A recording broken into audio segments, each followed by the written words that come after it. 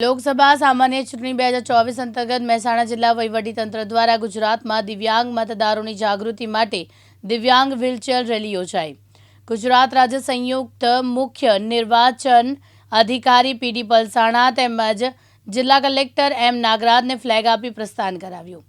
મહેસાણા લોકસભા ચૂંટણી 2024 તેમજ 26 વિજાપુર વિધાનસભાના મત વિભાગની પેટા ચૂંટણી અંતર્ગત મહેસાણા જિલ્લામાં દિવ્યાંગ મતદારો વધુમાં વધુ મતદાન કરી શકે, દિવ્યાંગજનોના પ્રયત્નોને અન્ય મતદારો સુધી પહોંચાડી મતદાનના દિવસે અચૂક મતદાન કરાવવાના પ્રયાસોને વધુ સુદૃઢ બનાવવા માટે મહેસાણા શહેરના સંયુક્ત મુખ્ય નિર્વાચન અધિકારી પીડી પલસાણાની વિશેષ ઉપસ્થિતિમાં જિલ્લા ચૂંટણી તંત્ર દ્વારા દિવ્યાંગજનોની વ્હીલચેરનું આયોજન કરવામાં આવ્યું હતું।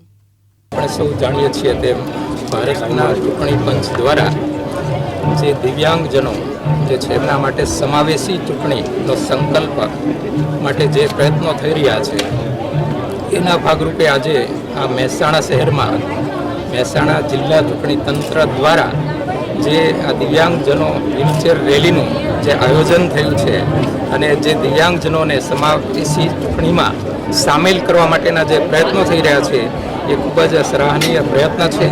અને આ જે વ્હીલચેર દ્વારા જે દિવ્યાંગજનો જે છે એમને મતદાનના દિવસે એટલે કે 7મી મેના રોજ જ્યારે ચૂંટણી માટે મતદાન કરવા જશે ત્યારે એમને તમામ પ્રકારની જે દિવ્યાંગજનોને સુવિધા ઉપલબ્ધ કરાવવાની છે। એમાં વ્હીલચેર એ મુખ્ય બાબત જે છે। તો આજે મહેસાણા શહેરની અંદર જે વહીવટીતંત્ર દ્વારા તમામ જે પોલિંગ લોકેશનો જે છે એ તમામ પોલિંગ લોકેશન માટે વ્હીલચેરની સુવિધા ઉપલબ્ધ કરાવવામાં આવી છે અને એની જાગૃતિ માટે આજે આ ભવ્ય દિવ્યાંગજનોની વ્હીલચેર રેલીનું જે આયોજન થયું છે એ ખૂબ જ સરાહનીય છે ને હું માનું છું ત્યાં સુધી આ ગુજરાતમાં તમામ જિલ્લાઓ પૈકી આ મહેસાણા જિલ્લાની એક પહેલ છે। તો હું ખરેખર જિલ્લા ચૂંટણી તંત્રને ખૂબ જ અભિનંદન પાઠવું છું અને જે ભારત સરકારના જે સમાવેશી ચૂંટણી માટે દિવ્યાંગજનો માટેની જે કંઈ ગાઈડલાઈન જે છે સંકલ્પો જે છે એ સાકાર થશે એની મને ચોક્કસ ખાતરી છે અને ખૂબ જ સરસ સુંદર આ કાર્યક્રમના આયોજન બદલ જિલ્લા ચૂંટણી તંત્રને ખૂબ જ શુભેચ્છા અને અભિનંદન પણ પાઠવું। કેટલા દિવ્યાંગો આ રેલીમાં જોડાયા?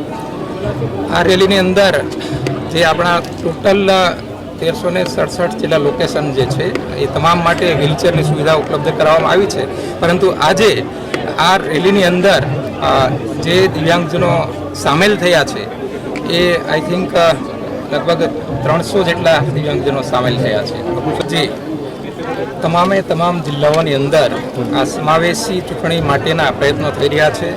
એમાં જે મહેસાણા જિલ્લામાં આ જે પ્રયત્ન થયો છે એ પહેલો પ્રયત્ન છે। તો આને જોઈ અને તમામ જિલ્લાઓની અંદર આ પ્રકારના કાર્યક્રમો થશે અને એ ઉપરાંત પણ જે દિવ્યાંગજનોને મિનિમમ ફેસિલિટીઝ પોલિંગ સ્ટેશન ઉપર જે મળવાની છે એમને ફ્રી ટ્રાન્સપોર્ટેશન મળવાનું છે અને એમાં વધુમાં વધુ એમને કોઈ પણ પ્રકારની મુશ્કેલી ન થાય અને ખૂબ જ સારી રીતે એ મતદાન કરી શકે અને સમાજમાં જે સામાન્ય નાગરિકની જેમ એ પણ ઉભરી આવે અને ચોક્કસ પોતાનો મત આપે અને એ રીતે જે દિવ્યાંગજનો માટેની જે સુવિધાઓ જે છે એ તમામ જિલ્લાઓમાં કરવામાં આવશે અને એ મહેસાણા જિલ્લામાં શરૂઆત થઈ છે એનો આનંદ લોકોની લોકજાગૃતિ અભિયાન ચૂંટણીમાં ભાગરૂપ થવા માટેનું ખાસ ઝુંબેશ મહેસાણા જિલ્લામાં ઉપાડવામાં આવેલી હતી। એની અંદર સમાવેશી ચૂંટણી માટે દિવ્યાંગો માટેનું ખાસ આયોજન કરવામાં આવી રહ્યું છે।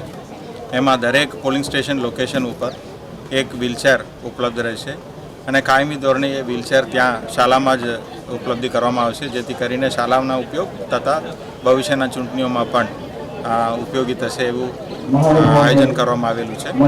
આ અશ્યોર્ડ મિનિમમ ફેસિલિટીઝ અંતર્ગત ભારતના ચૂંટણી પંચના આદેશ અનુસાર જે આપણે પૂરું કરવાનું છે એ આપણે કર્યું છે।